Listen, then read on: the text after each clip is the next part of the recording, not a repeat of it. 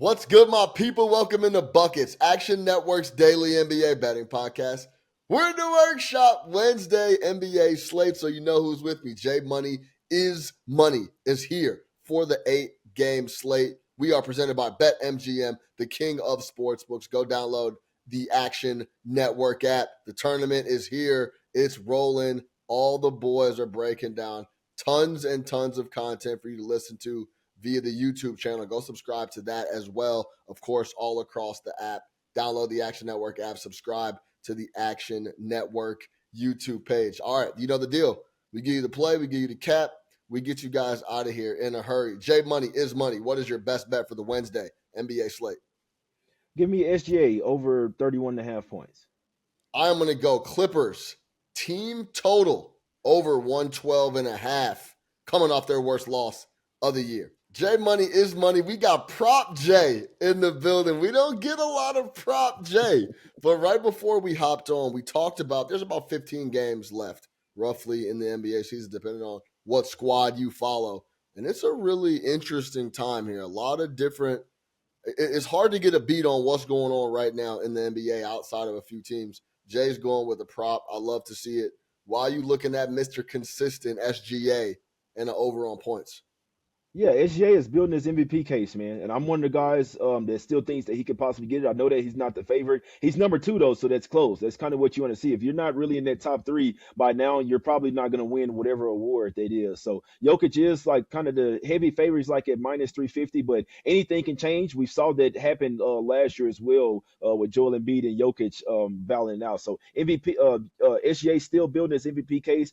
He's had 49 games this season where he's had 30 or more points. That's better than 75% of his games, man. He's leading the league in points as well, leading the league in steals. I just think the whole team knows, like, they're trying to get him the MVP. And if he doesn't win it this year, I'm not sure when is the next time he'll have another case like this to build, especially with his team likely probably going to have the number 1 seed as well, hopefully. So if they get the number 1 seed, I definitely think that he's live to get the MVP, but he has to continue to stack up these 35-point games. And I think he knows that. The team knows it. And you can just notice he's passing the ball less and he's trying to score a lot more. He's going up again a little bit much of a soft defense versus the Jazz here as well. They're playing at the house where they play their best basketball. I like SGA to go for at least 35 points in this one, but if you want to, you could take like for him to get 30 plus points and with the Thunder to win, and you can get that around minus 145, or you can just take his over 31.5 points.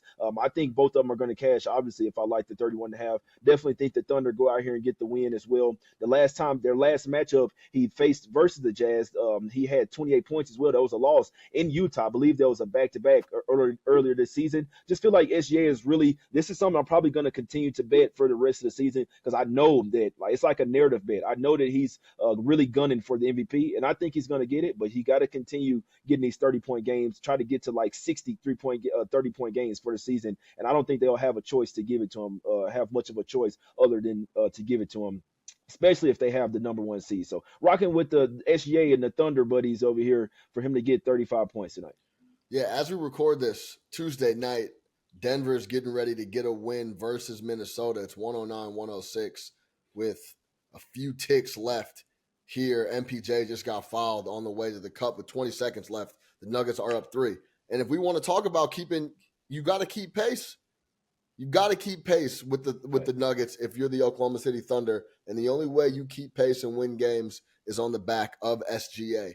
I also like the spot because he's been living at that 30-point range. And if we're going to get to bet SGA in a spot where they have to keep pace with the Nuggets, and it's against the Utah Jazz, who have been atrocious on defense all year long, have nothing to play for, I don't see why any extra effort would be involved in slowing down SGA. Now, last couple games for SGA, though, has been a bit slow. He hasn't cleared this number in the last 4. He's coming off 20, 31, 30, 23.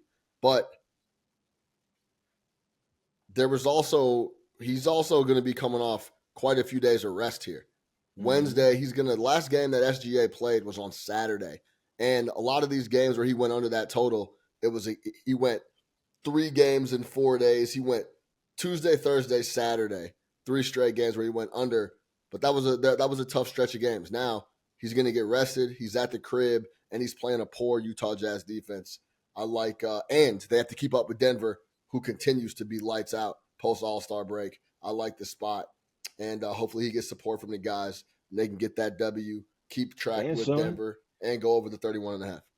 that makes me like even more the fact that he hasn't got over, because usually his points prop is around 30 and a half. They're starting to bump it up a little bit because noticing how he's doing. But that game that he had 31, I had his over 30 and a half. So he still cashed for me. But the fact that he hasn't really just like touched the 35 here in the last 4 games gives me even more confidence that he knows that he's got to go for like 35 tonight. And also, like looking at his assist under, it's not a bad look. That you were having it like at 6.5. They bumped it down to 5.5. While he's been looking so much to score, he hasn't been looking much to pass the ball. He's been like having like 27 field goal attempts. So he's going to score, not necessarily pass the ball. I think those two are correlated as well. So I really like his over 31.5 points here. All right, let's go to Portland. I'm going to take the Los Angeles Clippers team total over 112.5, playing the first game of like a duplex spot here, 2 games back to back in Portland. Now, the Clippers have been struggling. Let's keep it a beam coming out of the break. They're 6-8. As soon as I gave them some love coming out of the break, I was talking about how bullish I am on the Clippers and the Mavericks. Mavericks been doing their thing, but the Clippers have just fallen off a cliff. As I mentioned, 6-8 overall, minus 2.1 on the net rating. But that said, the offense is still top 10. Now, Jay, I don't really know what happened against the Atlanta Hawks.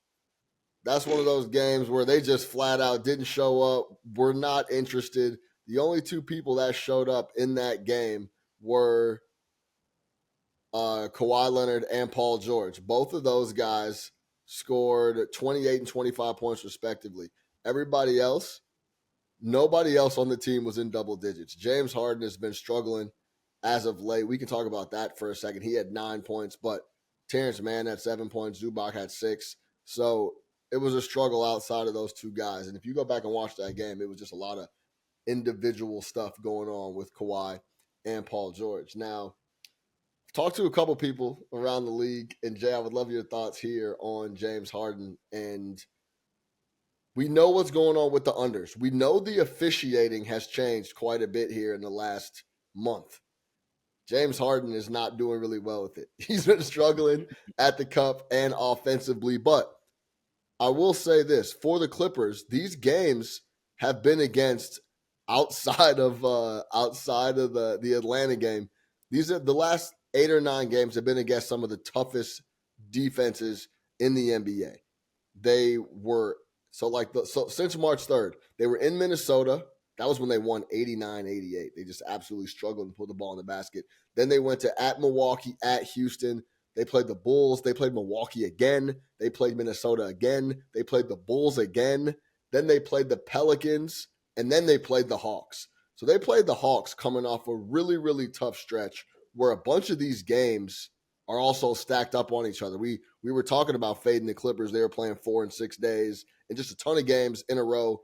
We talked to Ty Lue came out and talked about how he was essentially upset with the league with how the schedule is breaking out for the Los Angeles Clippers. Said it was ridiculous how many games they had stacked up on top of each other. But now they haven't played since Sunday. This game is on Wednesday. That is 2 full days off going into a game day. That's at night, of course, and they're playing one of the worst teams in the NBA and defensively in the Blazers. Their last 10 games, 24th in defense, 29th in turnover percentage at 16.8. So even though Harden's been having a tough time creating offense, that change in the whistle has been giving him a hard time. He should be able to create with PG and Kawhi more flow, more cohesiveness, more pace, even though they've been playing pretty slow against Simons and Scoot Henderson. If Harden can't, I think Harden has enough juice left to create in this spot for his guys and get a couple buckets himself. The only reason I didn't lay the 11 or 11.5, Jay, is flat out because I was a little scared of the back door. But I expect them to be able to put up 112, 115 plus on a terrible Portland team coming off playing their toughest stretch of the season. If you go back and look at it, the competition and the amount of games in the stretch was very difficult. Now they get a couple days off.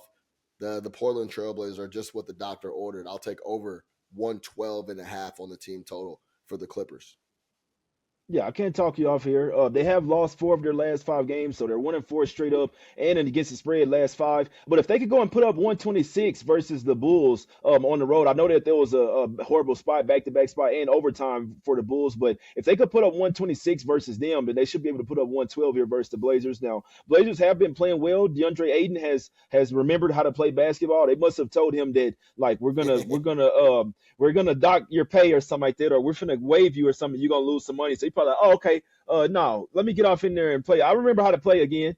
So Simon's been going crazy as well, but they're still not the greatest defensive team. The Clippers, especially like from the guard position, they should be able to overpower these guys. They need a confidence boosting win, and like you said, this is exactly what the doctor ordered up the Portland Trailblazers as well. So coming off a couple days of rest as well, coming off a horrible loss versus the Hawks. I was watching that game. I was looking to see if I was like, man, the Clippers not finna lose to these guys, are they? I was like, all right, they +7. Let me see if I can find a little spot to live bet them, and the game just kept getting worse. I'm like, all right, I ain't messing with the Clippers right now. Yeah. So I would definitely go with their team total over rather than messing with the points, trying to lay 11.5 on the road with them versus the Blazers team, who's actually been playing somewhat well. They have lost 3 straight in 4 of their last 5, and 7 of their last 9 as well. But come back to the house here from Chicago. This is a Clipper spot. I like what you're doing and going with the team total over and not messing with the spread, because I don't trust them laying 11.5 right now.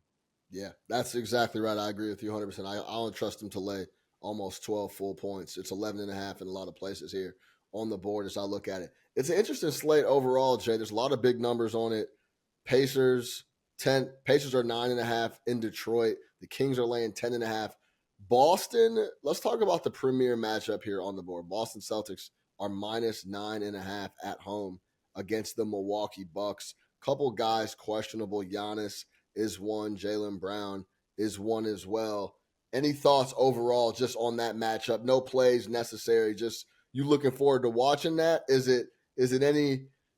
Do you still get a little bit of sticker shock when you look at Boston and see 9 at home against the number 2 team on the odds board to come out of the East around 240 in the Milwaukee Bucks?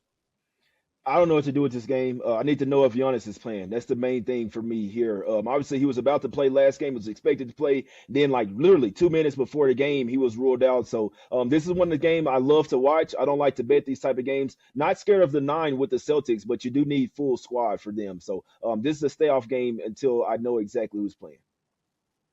Yeah, and you know a couple of people got clipped when Giannis went down. They're like, oh yeah, we gotta fade Milwaukee here. Milwaukee came out from the jump with Dame and the boys and continued to cruise. I will say this: the last few times Giannis hasn't played, Dame has had big games. PRA, we talked about that before. So if Portis Giannis went doesn't crazy. go, yeah, Bobby exactly. Portis went fucking crazy Bobby in that Portis game, was going bro. crazy in the first half. Bug He was eyes. knocking down everything. Yeah, yeah. Bug eyes. He was going. I was watching the game. I said, bro, this dude can't miss, bro. Like that was a crazy game right there, man. That was a really great game from Bobby Portis right there. Yeah, no doubt. So interesting slate, interesting time of the year in the NBA. I dropped a video for all you NBA only guys like myself and Jay for the most part as well. Don't get caught up in the hoopla of March Madness. 3 years ago, I did this.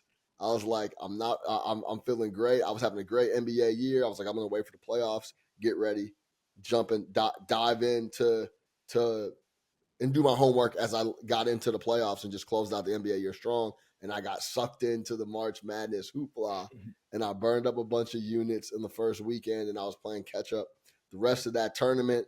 And then by the time the playoffs started, I was a little gun shy. My mental was fried. So don't fall into that trap that I did a few years ago. If you're an NBA guy, stay an NBA guy. Playoffs are on the way. All right, to recap, J Money is money. SGA prop J over 31.5 points on the Oklahoma City Thunder matchup. And I'm going to take the Clippers team total over 112.5 versus the Portland Trail Blazers in Portland, coming off their worst game of the year, bounce back spot for those guys. No backdoor necessary. Just put up 113. We cashed the ticket. For J Money is money, I am your host, Sean Little. We are presented by BetMGM, the king of sportsbooks. Go download the Action Network app and subscribe to the Action Network YouTube page. Tons of shows going on over there. Until next time, aka tomorrow, me and Jay Money will be back to break down the Thursday NBA slate. Don't forget it. We're presented by BetMGM, the king of sportsbooks. Get buckets, baby. We'll see y'all tomorrow.